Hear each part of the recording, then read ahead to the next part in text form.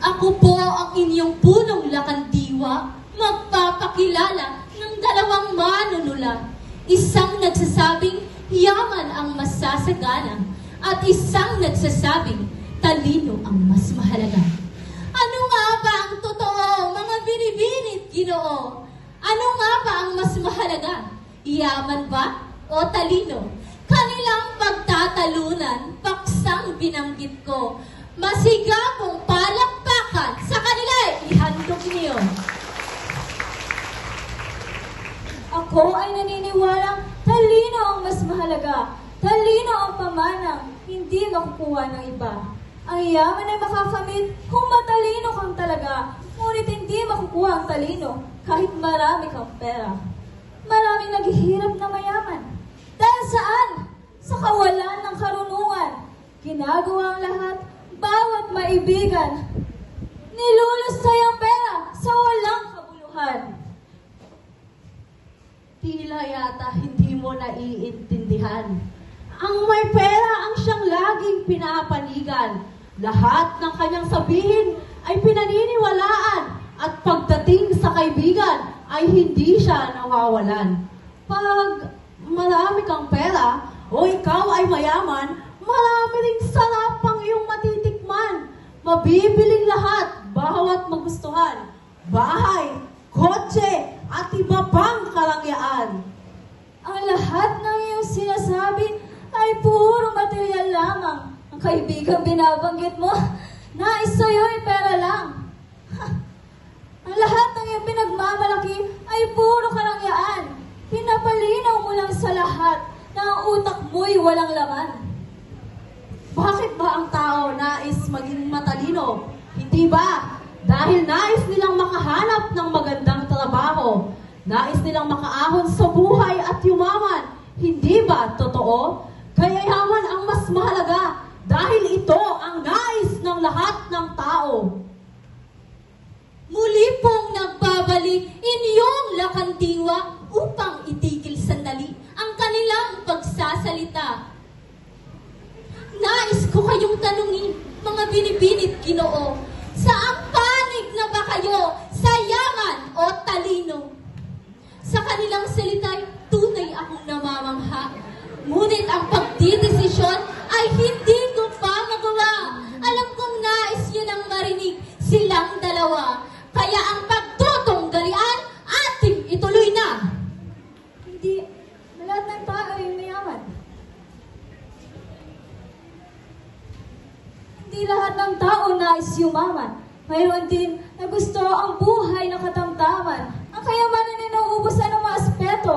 Ngunit huwag mong kalimutan na ang talino ay mananatili hanggang sa mamatay ang isang tao. Hindi ka kayang buhayin ng talino kapag nagkasakit ka, saan ka kukuha ng pampagamot? Magnanakaw ka gamit ang utak mo o makikipagdebate ka sa doktor. Sa panahon ngayon, hindi pwedeng matalino ka lamang. Pero pwede kapag mayaman ka dahil hindi ka pwedeng ilang. Kapag mayaman ka, hari ka at ang mga matatalino, alagad mo lamang. Kayamanan ang mas mahalaga. Tanggapin man ito o hindi ng mga taong matalino lang. Hindi pwedeng ilang ang mga matatalino. Kapag nagkakasakit sila, hindi nila kailangan ng doktor. Matalino ang doktor, matalino rin sila. Kaya nilang pagalingin ang sarili nang walang hirap. Ang ganyang pagkakataon, gagana lang sa magagaan na sitwasyon. Paano pag ang sakit ay malala? Sino ang gagawa ng operasyon? Pera at kayamanan mas mahalaga sa mundong ito? Magpaka-practical tayo. Huwag kang hipokrito. Sandali muna, akong sa labanan ay papagitna. Ang magpalamig muna ng ulo, payo ko sa inyong dalawa. Ako munang lakandiwa ang magsasalita. Sa paghaharap na ito, tunay akong nabibigla. Aking nauunawa ang panig ng dalawa. Sa paghihidwaang ito, tunay akong nangangamba. Pagkat ang paghatol ng mananalo, sa isip ko'y wala pa. Ang aking hiling sa dalawang manunula. Sana ang hinahon niyo ay wag mawala. Muli ay tumindig at kayo'y pumagitna. Pagkat hidwa ang natigil, ipagpatuloy niyo na. Mas mahalaga ang pagiging matalino sa dayuhang mananakop na kalaya ang mga Pilipino.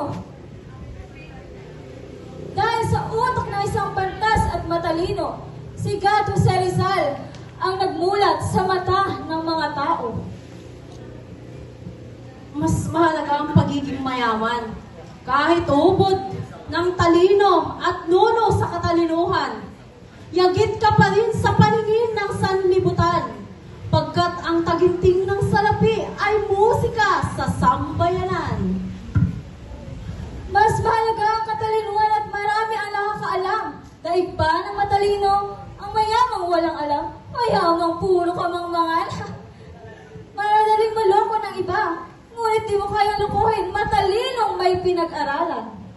Kapag kayamanan ang sumobra, maraming namamangha, pampatatag ng lipunan, masagana ang bansa. Ngunit, pag ang katalinuhan ang siyang sumobra, yung mayabang ang tao, nababaliw pa yung iba. Mas mahalaga ang pagiging matalino. Pagkat ito'y hindi nabibili, hindi natutumbasan ng anumang salapi. Pera at kayamanan ang nagpapatakbo sa mundong ito. Walang kwenta kung ituring ang walang perang tao. Ang magkakaroon ng halaga ng isang tao ay hindi nasusukat sa perang hawak nito. Ang bahay, damit, pagkain at iba pa, hindi mabibili ng talino at puro salita.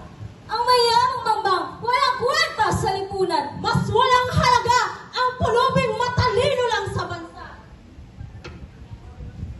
Akin niyo pong pahihintuin ang dalawang manghihidwa. Ako na lakandiwa ang muling magsasalita. Kayo'y magkamay na at hatol. Koy, heto na. Magkamay na at hatol ko, heto na. Magkamay! Mahirap mang magpasya ay aking gagawin. Ano man ang resulta, parehas kayong magaling. Walang nagpatalo hanggang sa huli. Kayong dalawa'y binabati kong muli. Sa panig ng talino, kaniyang ipinaunawa. Kahit mahirap ka, ngunit sa talino ay sagana.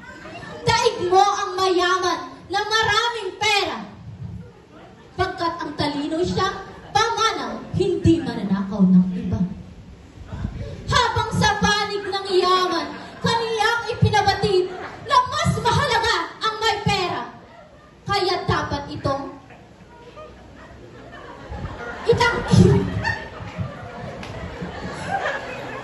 Pagkat matalinong walang pera, wala ring silbi. Sa lipunan ay mas kailangan ang perang na ipambibili. Kung ang talino magamit sa tamang paraan, tiyak na mapapakinabangan ito ng lipunan. Ngunit, kung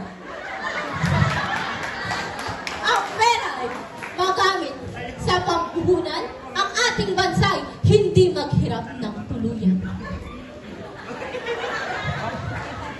Ang yaman at talino, pag pinagsakay perfecto, kaya ang aking hatol, ngayon, pakinggan nyo. Pagkat matalinong mayaman ang siyang hanap ko, idinideklara ko, parehas silang panalo! Tignan sila!